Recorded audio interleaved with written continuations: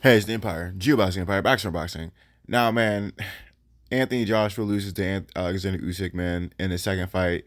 In a more competitive fight, I believe, than the first fight. You know, it's wild, man. I pick Anthony Joshua win by decision. And, Anthony Joshua, he had a game plan in this fight. He executed it. But at the end of the day, man, Usyk was just too much for Anthony Joshua, man. Now, it was wild because Anthony Joshua was throwing body shots the whole time, and that was his game plan to really wear Usyk down. All that movement and all that movement and Alexander Usyk does was good for his offense, but ultimately it takes a lot of stamina to do that. And people need to realize that Alexander Usyk is 35, Anthony Joshua is 32. So I believe it was working for Anthony Joshua, but ultimately, Anthony Joshua wasn't active enough in this fight, and that's what cost him this fight. Just his activity. He was doing the right things, but he wasn't doing enough of it.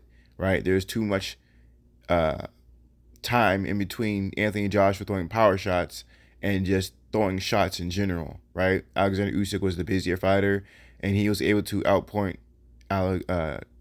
Anthony Joshua. Now, all that being said, man, when Anthony Joshua lost the fight, man, he got the belts and he threw him out of the ring, man. He started like losing it, talking about how people want him doing more and throwing more punches, but he talked about how big he is. Now he can't really do that because, well, I'm 18 stone and all these other fighters are 14 stones, right? It was wild stuff, man. If you guys want to see Anthony Joshua throwing the belts out the ring, I'll give a link in the description so you guys can check it out for yourself. But yeah, man, he went a whole ramble how, you know, people actually want Anthony Joshua to be like these all-time greats, but he's saying, "Hey, I'm so much bigger than these other guys." It's clear to say, man, Anthony Joshua lost his stuff after the fight, man. He wasn't in the right state of mind. He lost, and it's wild, man. I didn't see that coming. I didn't see that coming, man. But it's a real bad look for Anthony Joshua and his brand. He left the ring and stormed out of the ring after the fight. Now he did come back and gave a insincere apology to Alexander Usyk and talk about how great of a fighter he was and everything. But it was real schizophrenic. This guy will go on a rant, throw belts out the ring, and then come back and then talk about how great Usyk is. It was just he was in the moment. You could tell for sure. I believe that Anthony Joshua has too many people around him talking about how he's like his shit don't smell like shit. You know what I mean? Like he needs people around him to be hard on him. Everyone's saying that he's this all time great and he's like you can't be defeated. If you just do 70%, you can beat guys. That darling treatment ultimately is what cost Anthony Joshua this fight. If you guys watched the fight, which I did, Robert Garcia was watching the fight, and he was saying that, listen, man, it was like the first like 4 rounds. He's like, you're winning the fight. You've been winning all the rounds. And Robert Garcia, man, he basically sounded like McCracken at that point, basically saying how he was up and how he's winning, how he's doing perfectly fine. There was never a sense of urgency in the Robert Garcia corner. Robert Garcia didn't say that, hey, you need to push the pace and do more. I think ultimately that would have got him the win because when he changed strategies for this Usyk fight, he was doing better. And I said in my prediction that this is going to be a mental game. And Anthony Joshua, man, he clearly had plenty of energy after the fight, enough to throw the belts out the ring, to go on a rant. I mean, the guy was going off, man. And there's never a sense of, I need to empty the tank now. Anthony Joshua, his stamina looked a lot better in this fight. I think he was more poised. He was actually bigger, which is shocking. But, he selected his shots better. But I think at some point in the fight, he should have went for broke. He should have went for broke at some point in this fight, man. And he never really got to that point where he emptied the tank. Like in the Vladimir Klitschko fight. He emptied the tank in that Vladimir Klitschko fight, right? He emptied the tank even in the Andy Ruiz fight, right? But he never emptied the tank on Alexander Usyk in the fight where he lost, that he needed to prove something. There was never a time where he needed to prove something. In his mind, he thought he won the fight by decision, but in reality, he wasn't doing enough, right? Anthony Joshua, his problem is the guy has too many knockouts and he's only throwing power shots. There is no variation in his shots. There's jab, power shot, jab, power shot, power shot. There's never just touching Alexander Usyk to touch him, So that all being said, and if it wasn't like consistent enough. You let Usyk just outpoint you because he's doing stuff, right? He's moving around the ring. He's throwing feints. He's using head movement. It's a lot of advanced stuff going on with Alexander Usyk, and he's more active. So all that being said, man, Usyk got the dub. He got the win.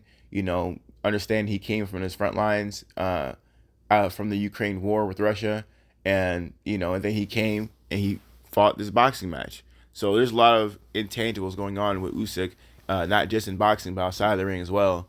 Not only that, there was reports of Alexander Usyk losing a massive amount of weight before he got in this Anthony Joshua fight, because of when the war kicked off. He said he dropped a lot of weight in a short period of time. It was probably due to the training, with him going to war with Russia. But being in boxing shape and being in war shape are two different things. That's what the report said, at least.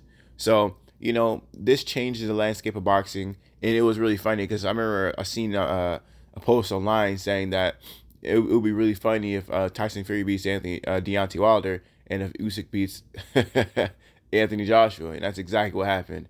Now you're gonna see this undisputed fight with Tyson Fury and Alexander Usyk. There's a lot of times where that Deontay Wilder Anthony Joshua fight should have happened, and it didn't happen.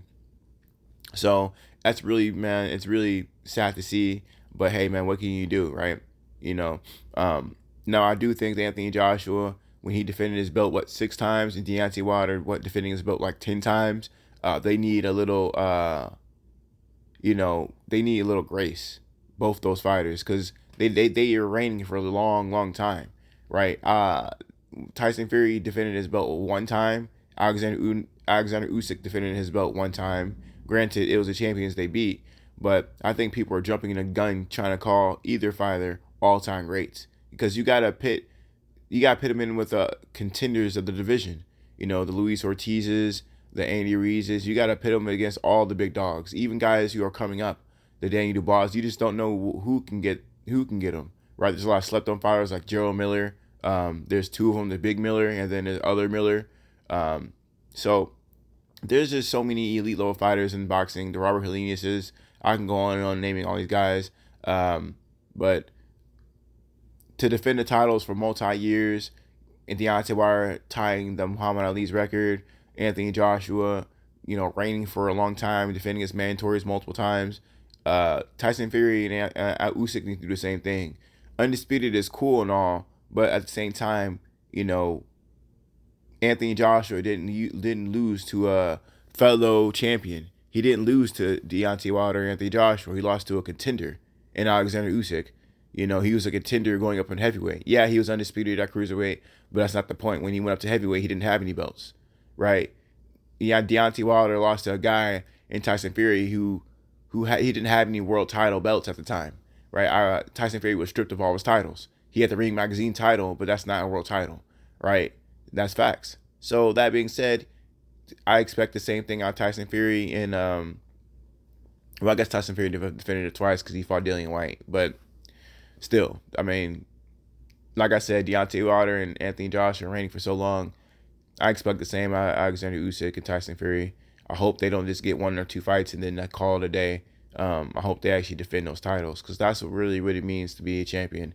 Getting a title is cool, but defending it means more. It solidifies your legacy. So we're going to see what happens, man. But Anthony Joshua, he didn't take that L too well. He tried to clean it up later. But, hey, man, if it's on tape, it's on tape. Everyone's already seen it. And, the repercussions, people are going to be talking about it.